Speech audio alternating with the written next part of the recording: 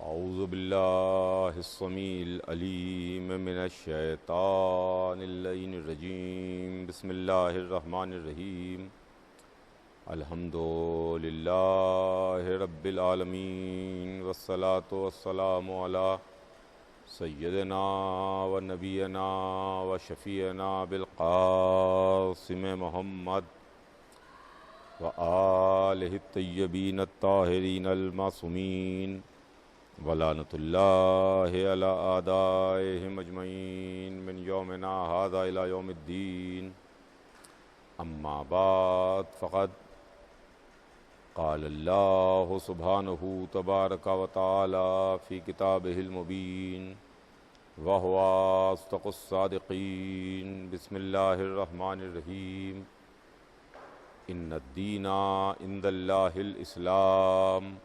صلوات بھیج دے محمد آل محمد پر۔ خداوند عالم قرآن مجید میں ارشاد فرماتا ہے کہ یقیناً دین اللہ کے نزدیک اسلام ہے۔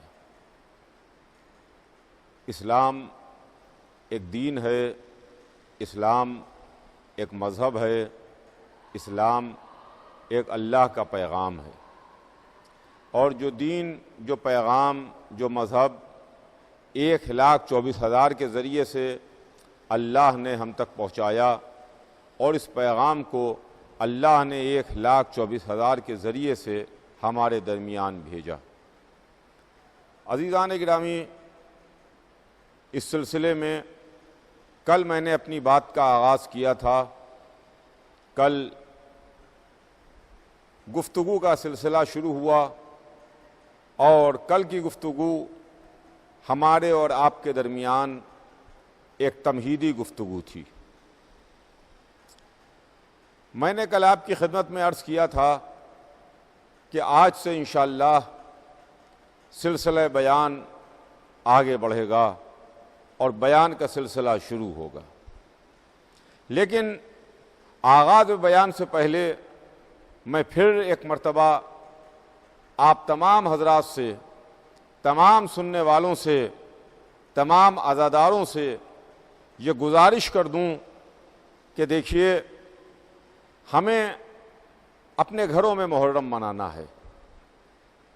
امام حسین علیہ السلام کے ماتم کے واسطے، ان کے غم کے واسطے، ان کی عزاداری، گریہ اور بکا کے واسطے ہم یہ نہیں دیکھتے کہ کہیں پر 50 آدمی جمع ہوں، 100 آدمی جمع ہوں، 1000 آدمی موجود ہوں، 10,000 آدمی موجود ہوں، تب ہم حسین ابن علی کا ماتم کریں، یا تب ہم حسین ابن علی پر آنسو بہائیں، یا ان کی عزاداری کریں۔ ہم اگر اکیلے بھی ہیں، ہم اگر تنہا بھی ہیں، اگر کوئی ہمارے ساتھ نہیں ہے، تب بھی اکیلے میں، تنہائی میں ہم حسین ابن علی پر آنسو تو بہا سکتے ہیں، حسین ابن علی کا غم تو منا سکتے ہیں۔ تو میں نے کل یہ بات عرض کی تھی کہ ہر عزادار اپنے گھر میں صف عزا بچھائے۔ یقیناً آپ اپنے گھر میں صف عزا بچھاتے ہیں، ہر سال کی طریقے سے اس مرتبہ بھی گھر میں صف عزا بچھائیے، گھر میں مجلس کیجئے، گھر میں ماتم کیجئے، گھر میں عزاداری کیجئے، گھر میں حسین ابن علی کے نام پر آنسو بہائیے۔ اس واسطے کہ دیکھیے، دو چیزیں ہیں، ایک نام ہے عزاداری، اور دوسری چیز ہے عزاداری کی شان عزا۔ عزاداری کو تو کوئی خطرہ نہیں ہے، عزاداری کے اوپر تو کوئی پابندی نہیں ہے، عزاداری کے سلسلے میں تو کسی طرح کی کوئی پریشانی نہیں ہے۔ ہاں، یہ جو تمام حالات آپ کے سامنے ہیں، یہ ایک بیماری کی وجہ سے ہیں، یہ ایک مہاماری کی وجہ سے ہیں، یہ ایک ایسی بیماری کی وجہ سے ہیں کہ جس کا علاج ابھی دریافت نہیں ہوا ہے، جس کی وجہ سے ہم جلوسائے عزا برآمد نہیں کر سکتے، ہم اپنی سابقہ اور پرانی شان و شوکت کے ساتھ مجلسیں نہیں کر سکتے، اس طرح ہم سبیلیں نہیں لگا سکتے، ہم سڑکوں پر اس طریقے سے عزاداری نہیں کر سکتے۔ تو دو چیزیں ہیں، ایک عزاداری ہے اور ایک شان عزا ہے۔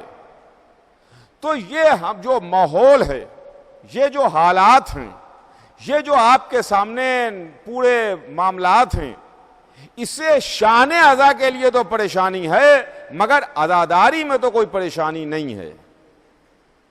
غور کیجئے گا آپ، عزاداری میں پریشانی نہیں ہے، شان عزا میں ضرور پریشانی ہے۔ شان عزا کیا ہے؟ بھیڑ ہے، مجمع ہے، سیاپوشی ہے، سبیلیں ہیں، بڑی بڑی مجلسیں ہیں، بڑے بڑے جلوس ہیں، تبرکات کی زیارت ہے، یہ ساری کی ساری چیزیں شان عزا میں شامل ہیں۔ ہم سبیلیں نہیں لگا پا رہے ہیں، ہم جلوس نہیں برآمد کر سکتے، ہم بڑے بڑے مجموعوں کے ساتھ مجلسیں نہیں کر سکتے، ہم تبرکات شارع عام پر لا کے ان کی زیارت نہیں کر سکتے۔ ٹھیک ہے، اس کے واسطے تو ضرور ہمیں پریشانی ہے، مگر عزاداری کے واسطے کوئی پریشانی نہیں ہے۔ دیکھیے، جناب زینب سے بڑھ کے امام حسین علیہ السلام کو چاہتا کون ہوگا؟ جناب سید سجاد سے بڑھ کے حسین ابن علی کا کون غم منائے گا؟ مگر اپنے بیان کے آغاز سے پہلے چاہتا ہوں کہ یہ بات آپ کی خدمت میں عرض کر دوں کہ جب سال بھر تک قید میں رہنے کے بعد رہائی ملی ہے اہل حرم کو، اور سید سجاد نے آ کے اپنی پھوپھی کی خدمت میں عرض کی، پھوپھی اماں ہمیں یزید نے آزاد کر دیا، ہم رہا کر دیے گئے، آپ کیا چاہتی ہیں؟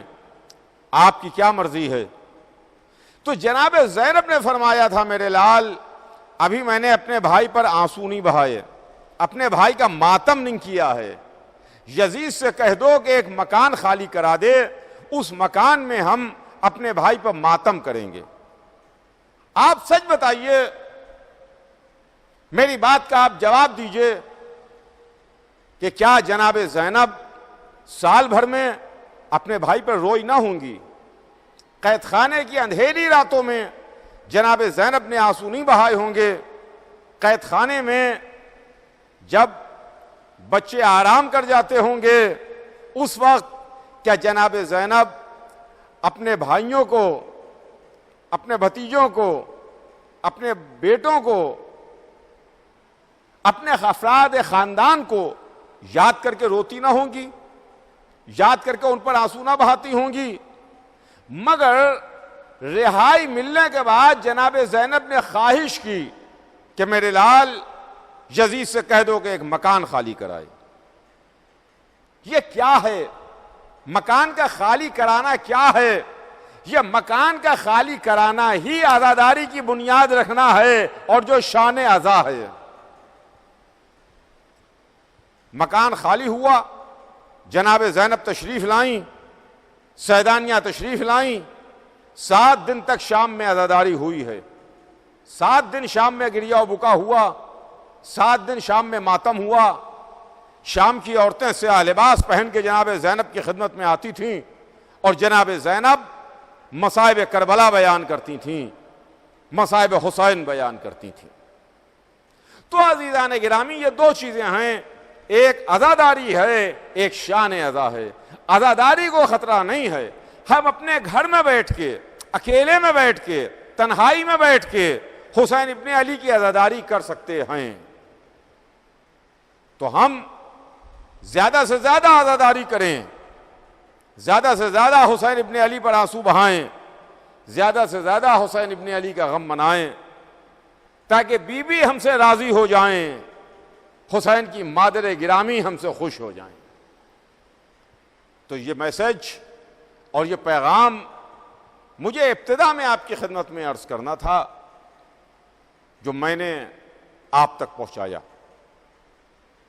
اس سلسلے میں کل میں نے اپنی بات کو شروع کیا اور بات کا آغاز کیا، اور کچھ تمہیدی گفتگو کل میں نے آپ کی خدمت میں کی، اور اپنا عنوان، اپنا موضوع آپ کو بتایا تھا کہ اس عشرہ مبارک میں ہمارا موضوع تاریخ اور سلسلہ ہدایت رہے گا کہ ہدایت کا سلسلہ کیا ہے، ہدایت کی تاریخ کیا ہے، وہ ہادی کون ہیں، وہ رہبر کون ہیں، وہ منتخب کردہ پروردگار کون ہیں جو اللہ کا دین لاتے بھی رہے، ہماری ہدایت بھی کرتے رہے، تاکہ ہم سیدھے راستے پر باقی رہیں یا سیدھے راستے پر آ جائیں، وہ راستہ جو اللہ کا پسندیدہ راستہ ہے یا وہ راستہ جس کو اللہ پسند کرتا ہے۔ اس سلسلے میں سب سے پہلے جو نام آتا ہے وہ نام ابو البشر حضرت آدم کا نام ہے۔ سلسلہ ہدایت کے پہلے رہبر بھی حضرت آدم ہیں، سلسلہ انسانیت کے پہلے انسان بھی آدم ہیں، سلسلہ نبوت کے پہلے نبی بھی آدم ہیں۔ حضرت آدم سے سلسلے کا آغاز ہوا، حضرت آدم سے سلسلہ شروع ہوا۔ دیکھیے جناب آدم جو نبی بھی ہیں، پہلے انسان بھی ہیں جن سے انسانیت شروع ہوئی، ہم آدمی ہی اسی بنیاد پر کہلاتے ہیں کہ ہم آدم کی اولاد ہیں، آدم کی نسبت سے ہم آدمی کہلاتے ہیں۔ آدمی کا مطلب آدم والے۔ ہم صبح سے شام تک اپنی زبان میں کہا کرتے ہیں فلاں آدمی، یہ آدمی، وہ آدمی، ایک آدمی آیا، ایک آدمی ملا، یہ بہت سے آدمی جمع تھے، بہت سے آدمی کھڑے ہوئے تھے۔ صبح سے شام تک ہم اپنی زبان میں آدمی آدمی آدمی آدمی کہا کرتے ہیں، مگر پہلے یہ سوچئے کہ آدمی کا لفظ آیا کہاں سے ہے۔ چونکہ ہم آدم کی اولاد ہیں لہذا اپنے جد کی نسبت سے ہم آدمی کہلاتے ہیں، ہم آدمی ہیں۔ ہمارے جد حضرت آدم تھے جو پہلے نبی بھی ہیں، پہلے ہادی بھی ہیں اور پہلے انسان بھی ہیں۔ اللہ نے اپنا اصول بتایا، اس لیے کہ ہمارے اور آپ کے اصول وقت کے ساتھ ساتھ، زمانے کے ساتھ ساتھ، حالات کے ساتھ ساتھ بدلتے رہتے ہیں۔ کبھی ہمارا اصول ہماری جہالت کی بنیاد پر بدلتا ہے، کبھی ہمارا اصول ہماری کم علمی کی بنیاد پر بدلتا ہے، کبھی ہمارا اصول ناواقفیت کی بنیاد پر بدلتا ہے، کبھی ہمارا اصول وقت کے ساتھ بدل جاتا ہے، کبھی ہمارا اصول زمانے کے ساتھ بدل جاتا ہے۔ لیکن یہ اصول پروردگار ہے جہاں کوئی تبدیلی کا سوال نہیں پیدا ہوتا، جہاں کوئی چینج نہیں آتا۔ لن تجد لسنت اللہ تبدیلا، سنت الہی میں تم کوئی تبدیلی نہ پاؤ گے، تم کوئی فرق نہ پاؤ گے۔ جو اصول بن گیا اب صبح قیامت تک کے واسطے وہی دستور ہے، اور صبح قیامت تک کے واسطے وہی اصول ہے۔ جو پہلے دن اصول بن گیا وہی اصول صبح قیامت تک باقی رہے گا۔ یوں تو 1,24,000 نبی ہیں، مگر اللہ نے چند نبیوں کے واقعات قرآن میں ریکارڈ کر کے ہم کو سنائے ہیں، جو قرآن میں موجود ہیں۔ آپ قرآن میں اٹھا کے کھول کے دیکھ لیجئے۔ چند نبی ہیں جن کے واقعات قرآن ہم کو سنا رہا ہے، جن کی باتیں ہم کو قرآن بتا رہا ہے۔ ان چند نبیوں میں حضرت آدم کی خلقت اور حضرت آدم کی خلافت، حضرت آدم کے جنت میں پیکر کا بنایا جانا، یہ پورے معاملات بہت تفصیل کے ساتھ ڈسکس کیے گئے ہیں۔ یہ پورے معاملات بہت تفصیل کے ساتھ بتائے گئے۔ آپ قرآن اٹھائیے، قرآن میں آپ کو سب کچھ مل جائے گا۔ جناب نوح کے واقعات بھی ہیں، جناب ابراہیم کے واقعات بھی ہیں، جناب موسیٰ کے واقعات بھی ہیں، جناب عیسیٰ کے تعلق سے ہے، جناب سلیمان کے داؤد سے ہے و تعلق سے ہے، وغیرہ وغیرہ واقعات آپ کو قرآن میں ملیں گے۔ اصحاب کہف کا ذکر موجود ہے، سورہ موجود ہے۔ لیکن جس تفصیل کے ساتھ اللہ نے جناب آدم کی خلقت کا ذکر کیا، کسی اور نبی کی خلقت کا تفصیل سے ذکر نہیں ہے، جس تفصیل سے اللہ قرآن میں جناب آدم کی خلقت کا ذکر کر رہا ہے۔ اس واسطے کہ پہلے دن تمہیں الہی قانون معلوم ہو جائے، پہلے دن تمہیں الہی اصول معلوم ہو جائے کہ لن تجد لسنت اللہ تبدیلا، تم سنت الہی میں کوئی تبدیلی نہ پاؤ گے، سنت الہی میں کوئی چینج نہ پاؤ گے، جو اصول بن گیا وہ بن گیا۔ یعنی پتھر کے اوپر جو لکیر کھینچی جاتی ہے وہ مٹتی نہیں ہے، کاغذ کی لکیر تو مٹ سکتی ہے، پتھر کی کھینچی ہوئی لکیر نہیں مٹتی ہے۔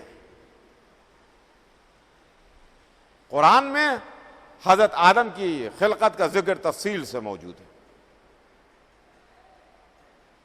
کیا وجہ ہے یہ اللہ جانے۔ جس کا دین ہے، جس کا مذہب ہے، جس کا دین ہے، جس کی کتاب ہے، جو خالق ہے وہ جانے۔ ہم نہیں بتا سکتے کہ اس کی وجہ کیا ہے، مگر ایک بات ضرور ہے کہ دیکھیے، اگر کوئی آدمی کہیں کام کرنے کے واسطے جائے، کسی دفتر میں ملازم ہوا، میں دفتر میں نوکری کی میں نے، اور ملازم کی حیثیت سے، نوکر کی حیثیت سے میں نے وہاں جوائن کیا، تو پہلے دن ہمیں سارے وہاں کے قاعدے قانون و اصول بتا دیے جاتے ہیں کہ دیکھو یہ قاعدہ ہے، یہ قانون ہے، یہ اصول ہے، اس طرح سے تمہیں آنا ہے، اس طرح جانا ہے، اس طرح رہنا ہے، اس طرح کام کرنا ہے۔ یہ اصول ہیں جن کے سائے میں ہمارا دفتر کام کرتا ہے۔ اسی طریقے سے شاید حضرت آدم سے انسانیت کا آغاز ہونے والا، لہذا اللہ نے پہلے ہی دن تمام اصول بتا دیے تاکہ بعد میں کوئی جھگڑا نہ ہونے پائے۔ پہلے ہی دن سارے اصولوں کو سمجھ لو، پہلے ہی دن سارے معاملات تمہاری نظر میں واضح ہو جائیں اور تمہاری نظر میں صاف ہو جائیں۔ تو عزیزان گرامی، ایک طرف ملائکہ کی تسبیح و تقدیس کی آوازیں تھیں، ایک طرف فرشتوں کی عبادت کی صدائیں تھیں، ایک طرف ملائکہ کی عبادتیں تھیں، کوئی حالت رکوع میں ہے، کوئی حالت قیام میں ہے، کوئی عالم سجدہ میں ہے، کوئی ذکر پروردگار کر رہا ہے، کوئی تسبیح پروردگار کر رہا ہے، عبادت ہو رہی ہے، فرشتے عبادت کر رہے ہیں کہ ایک مرتبہ ان کی عبادت کی آوازوں کو توڑتی ہوئی ایک آواز گونجی، اور وہ آواز آئی کہ میں زمین پر اپنا ایک خلیفہ بنانے والا ہوں، انی جاعل فی الارض خلیفہ، میں زمین پر اپنا ایک خلیفہ بنانے والا ہوں۔ جیسے ہی یہ آواز آئی، فوراً اس کی آواز کے جواب میں ایک دوسری آواز آئی کہ کیا ایسے کو بنائے گا جو زمین پر فساد و خونریزی برپا کریں؟ ہم میں سے بنا دے، ہم تیری تسبیح و تقدیس کرتے ہیں، ہم تیری عبادت کرتے ہیں۔ جیسے ہی آواز آئی کہ ہم میں سے بنا دے، ہم تیری تسبیح و تقدیس کرتے ہیں، تیری عبادت کرتے ہیں، فوراً مزاج پروردگار برہم ہوا، مزاج شہنشاہیت پر یہ بات بار گزری، جھڑک دیا، ڈانٹ دیا کہ سب خاموش ہو جائیں، جو میں جانتا ہوں وہ کوئی نہیں جانتا۔ سنیے گا عزیزان گرامی، توجہ چاہتا ہوں آپ کی، جو میں جانتا ہوں وہ کوئی نہیں جانتا۔ پھر بزم ملائکہ میں سناٹا، پھر تسبیح و تقدیس کی صدائیں، پھر عبادت کی آوازیں، پھر کوئی سجدے میں ہے، کوئی تسبیح کر رہا ہے، کوئی رکوع میں ہے، کوئی حالت قیام میں ہے۔ جو میں جانتا ہوں وہ کوئی نہیں جانتا۔ فرشتے خاموش ہو گئے۔ مگر یہاں پر ایک ٹھہر کے آپ کی خدمت میں ایک بات عرض کروں کہ جب اللہ نے یہ کہا کہ میں زمین پر اپنا ایک خلیفہ بنانے والا ہوں، تو فرشتوں کی صف سے ایک آواز آئی کہ ایسے کو نہ بنا جو زمین پر فساد اور خوریزی برپا کریں، ہم میں سے بنا دے۔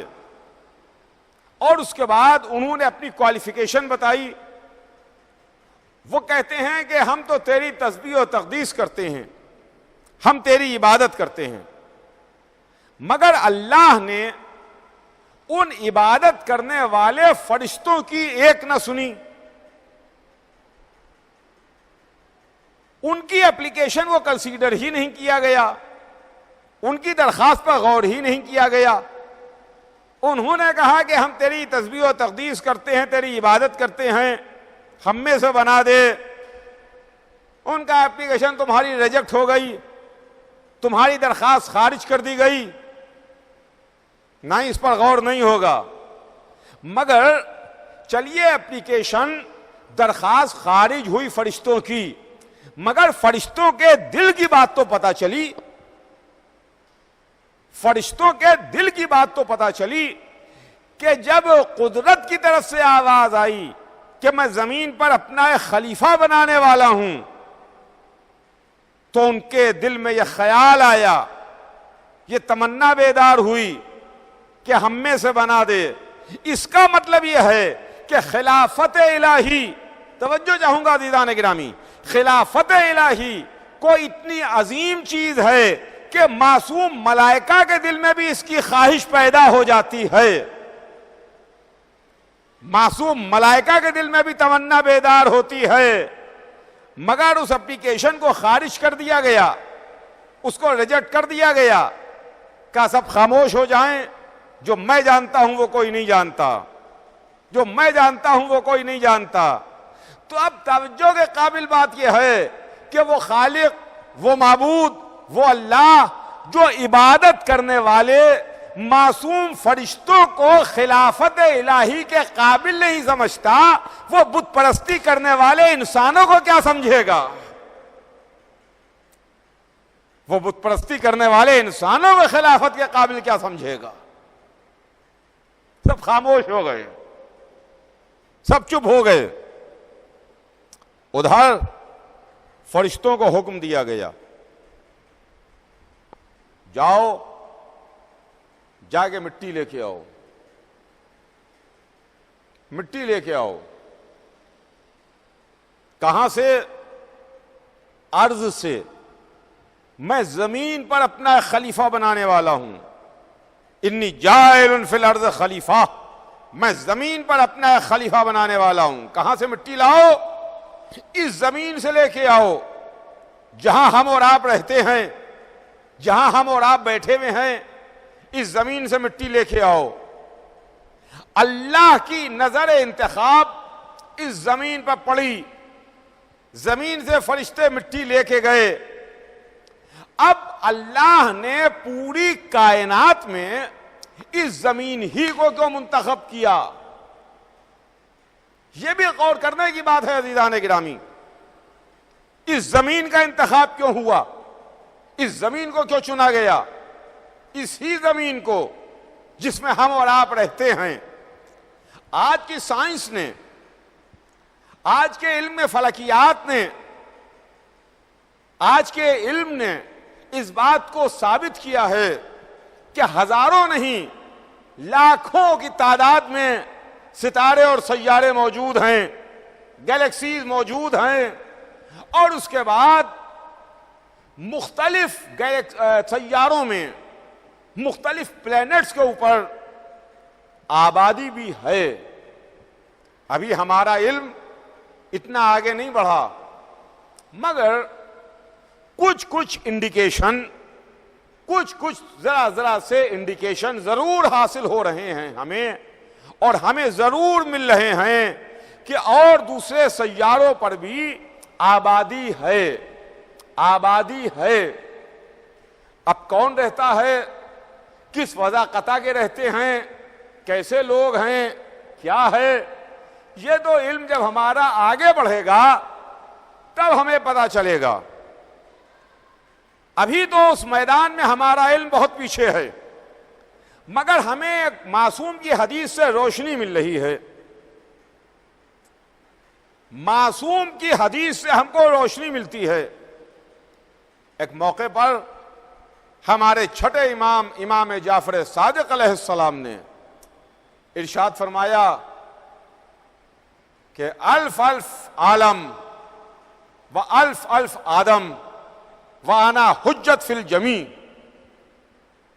سنیے گا عزیزان گرامی، ہزار ہزار عالم ہیں، ہزار ہزار عالم ہیں اور ہزار ہزار آدم ہیں، ہزار ہزار عالم ہیں، ہزار ہزار آدم ہیں، اور ہم ان سب کے اوپر اللہ کی حجت ہیں۔ یہ معصوم کے ارشاد ہے، یہ معصوم کی حدیث سے ہم کو روشنی مل رہی ہے۔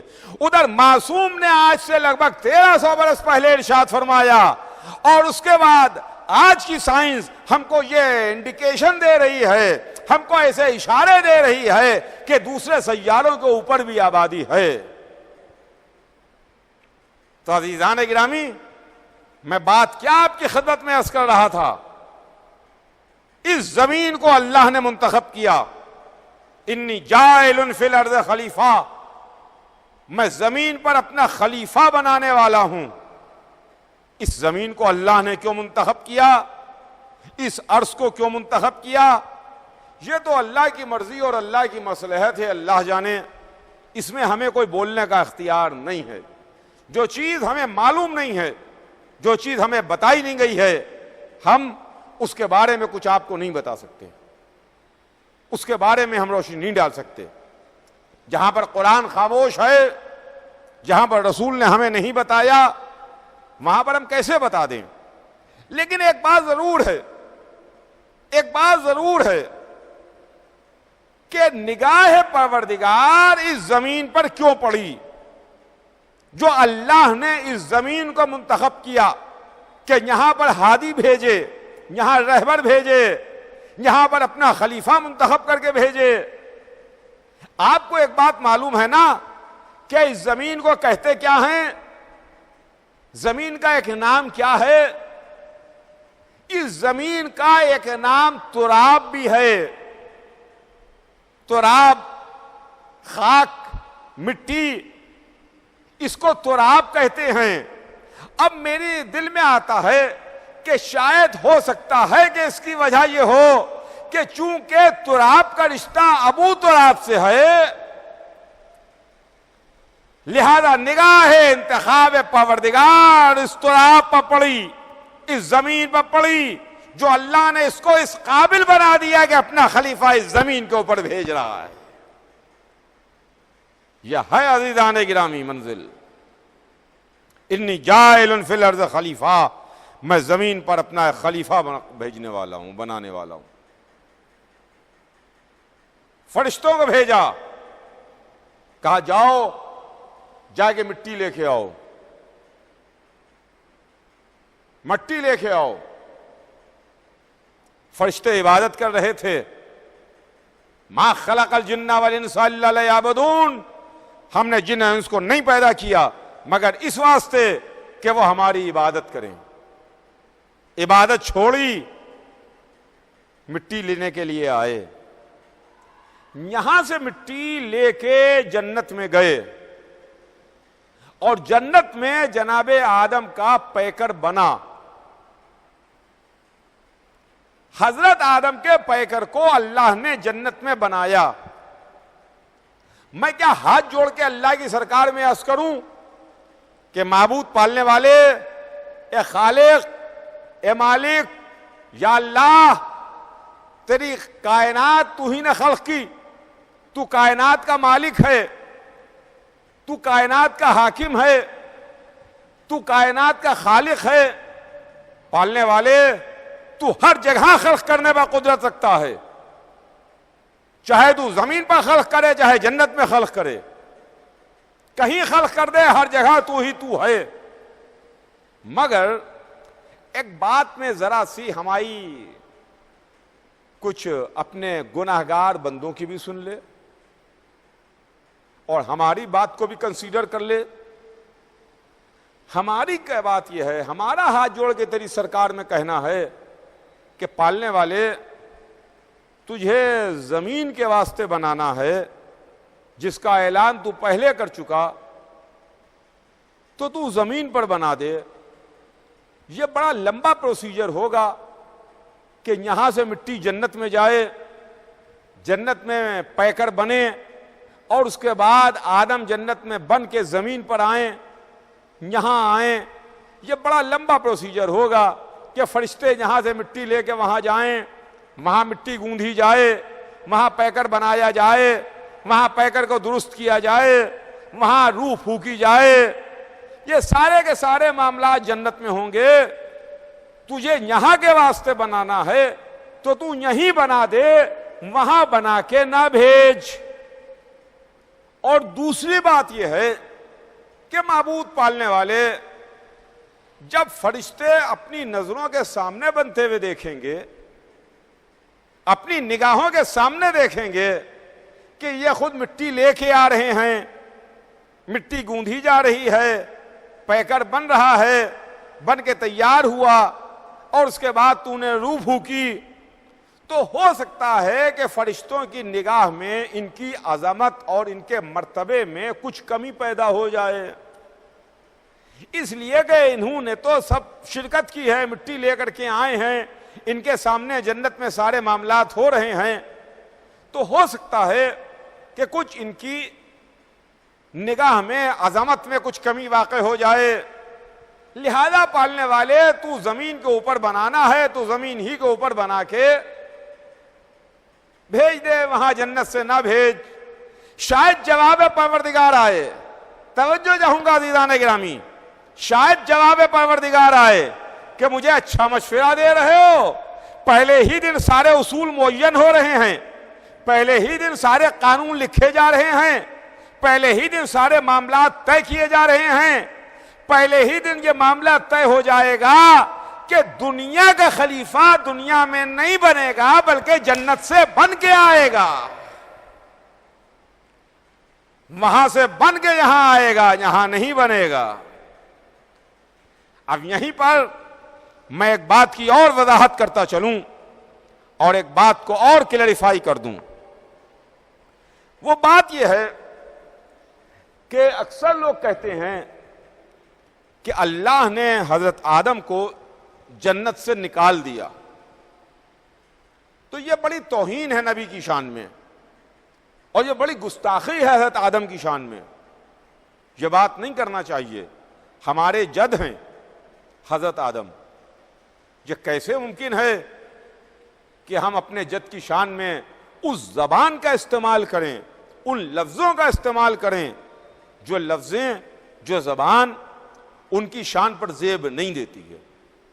دیکھیے, زبان اور لینگویج کا معاملہ بھی یہ ہے کہ کون سی زبان, کون سی لینگویج, کون سے ورڈز, کون سے الفاظ کس کے واسطے استعمال کرنا چاہیے. تمیزدار گھرانوں میں, پڑھے لکھے گھرانوں میں, شرفا کے یہاں اپنے چھوٹوں سے بھی آپ سے بات کی جاتی ہے. آئیے میاں تشریف لائیے, اپنے چھوٹوں سے اس طرح سے بات کی جاتی ہے. آئیے بیٹھیے, آپ جناب سے چھوٹوں سے بات کی جا رہی ہے. کہاں؟ شرفا کی یہاں, تمیزدار گھرانوں میں, پڑھے لکھے گھرانوں میں. اور وہ گھرانے, وہ لوگ جہاں علم کا کوئی دور دور سان و گمان ہی نہیں ہے, جہاں شرافت چھو کے نہیں گئی ہے, جہاں کوئی تمیز تہذیب تمدن نہیں ہے, وہاں سے کیسے بات کریں, اپنے باپ سے کیسے گفتگو کریں, اپنے دادا کو کیسے مخاطب کریں, اپنے بزرگ کے سامنے کیسے زبان کھولی جائے, اس کی کوئی تمیز تہذیب اور امتیاز رہتا ہی نہیں ہے. لہذا ہمیں چاہیے ہے کہ ایک تو حضرت آدم ہمارے جد ہیں, دوسرے اللہ کے منتخب کردہ ہیں, تیسرے ہادی ہیں, چوتھے نبی ہیں. بڑا مرتبہ ہے ان کا. لہذا ان کی شان میں جو زبان کھولی جائے تو سمجھ بوجھ کے لفظوں کا سلیکشن کیا جائے، سمجھ بوجھ کے جملے سلیکٹ کیے جائیں۔ اللہ نے حضرت آدم کو جنت سے نکالا نہیں۔ میں اس مجلس میں آپ کے سامنے یہ کلیئر کرنا چاہتا ہوں اور اس بات کی وضاحت کر دینا چاہتا ہوں اپنے تمام سننے والوں کے واسطے، جہاں جہاں میری آواز جا رہی ہے، جو لوگ میری آواز سن رہے ہیں، وہ تمام لوگ توجہ کریں اور اس بات کو پر غور کریں کہ حضرت آدم کے واسطے یہ جملے کہنا صحیح نہیں ہے، اس واسطے کہ اللہ نے تو پہلے ہی اعلان کر دیا کہ میں زمین پر اپنا ایک خلیفہ بنانے والا ہوں۔ جب زمین کے واسطے بنانے والے ہیں تو نکالنے کا کیا سوال پیدا ہوتا ہے؟ جیسے مثال کے طور پر ایک بہت بڑی کمپنی ہے، ملٹی نیشنل کمپنی ہے، اس کا ہیڈ آفس نیو یارک میں ہے، امریکہ میں ہے۔ اس میں امپلائیز کے درمیان جو وہاں ملازم ہیں، جو لوگ وہاں کام کرتے ہیں، ان کے درمیان کمپنی کے اونر نے، کمپنی کے مالک نے کہا کہ میں ہندوستان کے واسطے ایک مینیجر کا انتخاب کرنے والا ہوں، ہندوستان کے واسطے میں ایک مینیجر بھیجنے والا ہوں جو میرے کاروبار کو لے کے ہندوستان آئے گا۔ وہ نیو یارک سے کمپنی کے اعلان کے مطابق ہندوستان بھیجا گیا۔ وہ بمبئی آیا اور بمبئی میں آ کے اس نے کمپنی کے کاروبار کو اسٹیبلش کیا اور کمپنی کے جو بائیلاز تھے، جو اصول تھے، جو قانون تھے، جو کاروبار تھا، اس کو اس نے آگے بڑھانا شروع کیا۔ اب اگر نیو یارک کے اس کے ساتھی یا نیو یارک کے رہنے والے یا ہندوستان کے لوگ جہاں وہ آیا ہے، اگر کوئی یہ کہے کہ صاحب اس کو تو نیو یارک سے نکال دیا گیا، اس کے مالک نے تو اس کو نیو یارک سے نکال کے ہندوستان بھیج دیا، بامبے بھیج دیا، تو یہ کتنی بڑی غلط بات ہوگی، کتنی ناانصافی ہوگی۔ اس واسطے کہ پہلے ہی مالک نے یہ اعلان کر دیا کہ میں ایک مینیجر ہندوستان بھیجنے والا ہوں، تو اس کا مطلب یہ ہے کہ اس کو ڈیگریڈ نہیں کیا ہے، اس کی توہین نہیں کی ہے، بلکہ اپنے ہی کام کے سلسلے میں اس نے اس کو یہاں بھیجا ہے۔ قدرت نے یہ نہیں کہا کہ آدم تم نکل جاؤ جنت سے، نہیں، آدم کے بننے سے پہلے، آدم کی خلقت سے پہلے، آدم کے پیکر کو درست ہونے سے پہلے، جنت میں مٹی پہنچنے سے پہلے فرشتوں کے درمیان یہ آواز گونج رہی ہے کہ میں زمین پر اپنا ایک خلیفہ بنانے والا ہوں۔ اس کا مطلب یہ ہے کہ آدم جو جنت سے زمین پر آئے ہیں وہ نکالے نہیں گئے ہیں، بھیجے گئے ہیں۔ دیکھیے یہ لینگویج کا معاملہ ہے، زبان کا معاملہ ہے، نکالنا اور ہوتا ہے، بھیجنا اور ہوتا ہے۔ تو عزیزان گرامی، یہ منزل ہے جنت میں جناب آدم کا پیکر بنا۔ آج بات یہیں پر تمام ہو، کل انشاءاللہ سلسلہ گفتگو آگے بڑھے گا، کل انشاءاللہ بات یہاں سے آگے بڑھے گی، لیکن آج وقت تمام ہو رہا ہے، لہذا گفتگو بھی تمام ہو جائے۔ اس واسطے کہ حضرت آدم پہلے ہادی بھی ہیں، پہلے رہبر بھی ہیں، اور ہمارے عشرے کا عنوان سلسلہ ہدایت ہے، ہدایت کا سلسلہ اور تاریخ ہدایت۔ تاریخ نامکمل رہ جائے اگر ہم حضرت آدم کا ذکر نہ کریں، سلسلہ نامکمل رہ جائے اگر ہم آغاز کا تذکرہ نہ کریں۔ کل کی مجلس انشاءاللہ اسی موضوع پر آگے بڑھے گی۔ آج بس بات یہیں پر تمام کہ ہمارے گھروں میں عزا خانے سج گئے۔ وہ مہمان جس کا سال بھر ہمیں انتظار رہتا تھا، وہ مہمان ہمارے گھروں میں آ گیا۔ ہمارے گھروں میں عزا خانے سجتے ہیں، عزا خانے سج دیے گئے، لیکن دیکھیے دو عزا خانے ہیں۔ ہمارے پاس دو عزا خانے ہیں، ایک وہ عزا خانہ جو ہمارے گھروں میں سج دیا گیا جہاں آج مہمان آ گیا، اور ایک وہ عزا خانہ جو ہمارے دل کا عزا خانہ ہے۔ ہمارے گھروں کے عزا خانے سجتے رہتے ہیں، بڑھائے جاتے ہیں۔ ایام عزا تمام ہوتے ہیں تو ہمارے گھروں کے عزا خانے بڑھا دیے جاتے ہیں۔ محرم کا آغاز ہوتا ہے، ہمارے گھروں کے عزا خانے سج دیے جاتے ہیں، اور ہم آنے والے مہمان کا استقبال کرتے ہیں، اور اس کے واسطے ہم اپنی پلکیں بچھاتے ہیں، ہم اس کا استقبال کرتے ہیں۔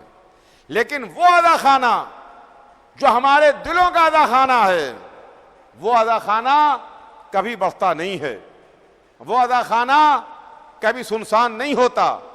اس عزا خانے میں کبھی یاد حسین میں دل غافل نہیں ہوتا، ستاتی رہتی ہے یاد حسین روز مجھے، ستاتی رہتی ہے یاد حسین روز مجھے، میں وہ نہیں جو محرم کا انتظار کروں۔ تو اس دل کے عزا خانے میں ہر وقت حسین کی یاد رہتی ہے۔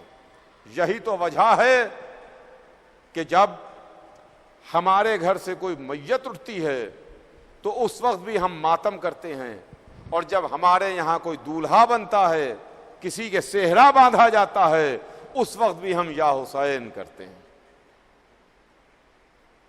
یا ابا عبداللہ، ہم آپ کا استقبال کرتے ہیں۔ آقا، ہم آپ کا استقبال کر رہے ہیں۔ مولا، ہمارے گھر کے عزا خانے سج دیے گئے۔ آج محرم کی پہلی تاریخ،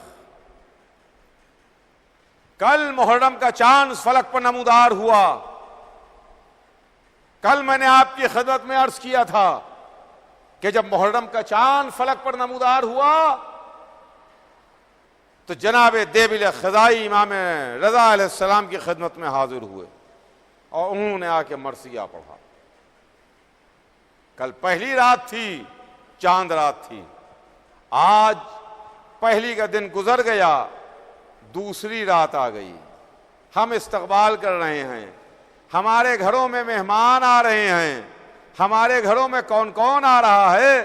آپ کو معلوم ہے کہ ہمارے گھروں میں آج کون کون آیا، کون کون ہمارے پاس آ رہا ہے؟ آپ ذرا کلیجہ تھامیے، کلیجہ تھامیے۔ وہ ہمارے گھروں میں مہمان آیا جس نے محمد کی زبان چوسی، جو پشت محمد پر آیا تو محمد نے سجدے کو طول دیا، جس کو فاطمہ نے چکیاں پیس پیس کے پالا۔ حسین ہمارے عزا خانوں میں مہمان ہیں، عباس آئے ہیں، علی اکبر آئے ہیں، قاسم مہمان ہیں، اون محمد کا ہم استقبال کرتے ہیں، شہزادہ علی اکبر کا ہم استقبال کر رہے ہیں۔ ہمارے گھروں میں ایک گہوارہ بھی آیا ہے جس میں 6 مہینے کا بچہ علی اصغر موجود ہے، ہم ان کا استقبال کر رہے ہیں۔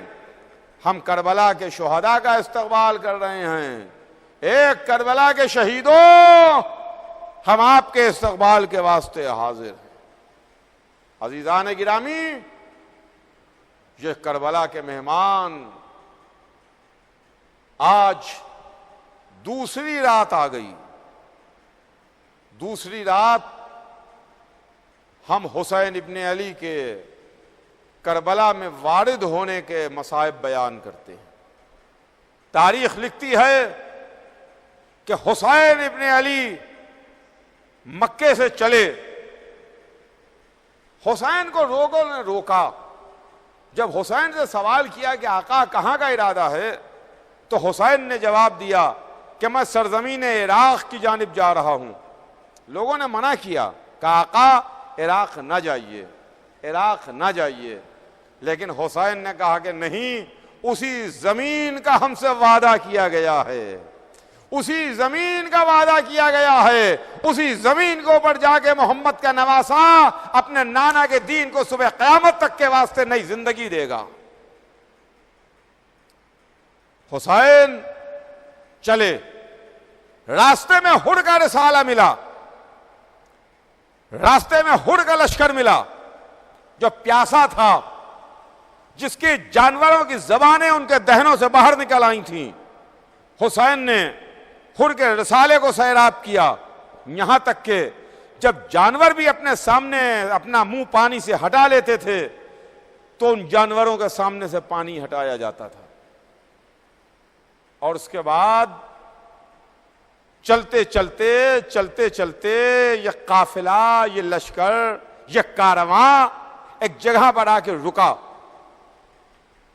حسین کا رہوار سرزمین کربلا پر آ کے ٹھہرا.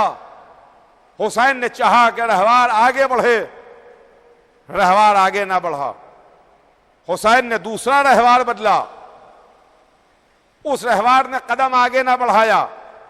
حسین نے تیسرا رہوار بدلا، تیسرے رہوار نے بھی قدم آگے نہ بڑھایا. تاریخ لکھتی ہے کہ پے در پے حسین ابن علی نے 7 گھوڑے بدلے مگر کسی رہوار نے قدم آگے نہ بڑھایا. تو حسین نے قبیلے والوں کو بلایا اور ان سے سوال کیا کہ بھائی اس جگہ کا نام کیا ہے، اس جگہ کو کیا کہتے ہیں؟ تو علاقے کے لوگوں نے، قبیلے والوں نے آ کے کہا کہ اس زمین کو نینوا کہتے ہیں، کسی نے کہا شط فرات کہتے ہیں، کسی نے کہا غازریہ کہتے ہیں، اور اس کے بعد کسی نے آگے بڑھ کے کہا کہ اس زمین کا ایک نام کرب و بلا بھی ہے. جیسے ہی کربلا کا نام سنا حسین نے آواز دی میرے بھیا عباس، وہ زمین آ گئی جس جگہ کا ہم سے وعدہ کیا گیا تھا. میرے لال علی اکبر، یہی وہ جگہ ہے جہاں کے اوپر ہم قتل کیے جائیں گے. عزیزان گرامی، میں ایک بات کی وضاحت کر دوں کہ دیکھیے حسین امام ہیں، حسین معصوم ہیں، حسین کے پاس علم غیب ہے. حسین علم غیب سے جانتے تھے کہ کون سی جگہ پر شہادت ہونے والی ہے. اگر حسین کو معلوم نہیں تھا تو حسین نے مدینے سے چلتے وقت ایک مٹھی خاک کربلا کی اپنی نانی ام سلمہ کو کیوں دی تھی؟ کہا نانی اس خاک کو بھی اسی خاک میں ملا دیجئے جو خاک میرے نانا آپ کے حوالے کر کے گئے ہیں. حسین جانتے تھے، حسین کو معلوم تھا، مگر یہ مصلحت امام تھی. امام اپنے علم سے فیصلہ نہیں کرنا چاہتے تھے. امام اپنے علم کی بنیاد کے اوپر فیصلہ نہیں کرنا چاہتے تھے. امام چاہتا ہے کہ یہ بات سب کے سامنے واضح ہو جائے، تاریخ میں لکھی جائے کہ حسین نے گھوڑوں پر گھوڑے بدلے، سواریاں بدلیں، رہوار بدلے، مگر 7 گھوڑوں نے آگے قدم نہ بڑھایا. حسین نے پوچھا کہ اس زمین کا نام کیا ہے، تاکہ تاریخ میں یہ واقعہ ریکارڈ ہو جائے، ریکارڈ ہو جائے، تاکہ کل کو یہ کوئی نہ کہہ دے کہ یہ کربلا کی شہادت اتفاقی شہادت تھی. کربلا کا واقعہ اتفاقی واقعہ تھا. لیجئے حسین رہوار سے اترے، عباس نے خیموں کا انتظام کیا، اصحاب حسین نے خیمے نصب کیے جو حسین کے ساتھ آئے تھے. اب اس کے بعد جب خیمے نصب ہو گئے تو اونٹ بٹھائے گئے، محملیں اتاری گئیں، اور وہ خاندان عصمت کی بیویاں، شہزادیاں اماریوں سے اتریں، خیموں میں آئیں۔ ہاں ذرا سا آج کا منظر ذہن میں رکھیے گا، آج زینب کربلا آئی ہیں، ام کلثوم آئی ہیں، ام لیلہ آئی ہیں، ام رباب آئی ہیں، سکینہ آئی ہیں، بیویاں آج کربلا میں آئی ہیں، مگر آنے کی شان یہ ہے کہ جب زینب اپنے محمل سے اتری ہیں تو عباس و علی اکبر موجود تھے، آقا حسین موجود تھے، مگر ہاں جب 11 محرم کو زینب کربلا سے چلی ہیں، خیمے جل چکے تھے، سروں پر چادریں نہیں تھیں، کربلا میں وارثوں کی گردنیں کٹی ہوئی تھیں، حسین ایک نشیب میں آرام کر رہے تھے، عباس بازو کٹائے نہر پر سو رہے تھے، علی اکبر برچھی کھائے سو رہے تھے، زینب کربلا سے سدھار رہی تھی، واہ حسینہ واہ مظلومہ کی صدائیں۔